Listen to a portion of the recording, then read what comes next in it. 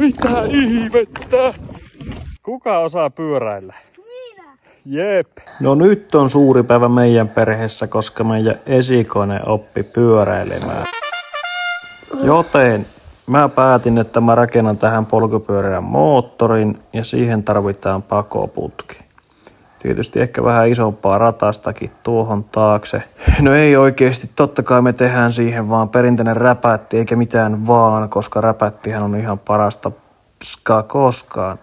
Tässä näin, kun sitä vähän testailin, niin totesin, että kyllä muovi on vieläkin se kova juttu, niin kuin lapsuudessa tehtiin niistä viilipurkeista räpättimiä ja laitettiin pyykkipojalle kiinni. Mutta tänä päivänä katoko on vähän paremmat vehkeet ja näkemystä ja kokemusta enemmän, niin pystyy tekemään tämmöisiä kunnon räpeilyksiä niin kuin tästäkin. Loppujen lopuksi tuli tämmöinen mun mielestä aika räpäleen näköinen, mutta toimiva systeemi, niin saatiin pojalle tuohon pyörään äänet niin kuin viimeisen päälle chopperissa. Mutta pitemmittä puheitta, niin laitetaanpa räpäleet ja räpäättimet pyörään kiinni ja lähdetään kokeilemaan, että miten ne pelaa. Mitä mieltä mestari on itse räpäättimestä? Tosi hyvä.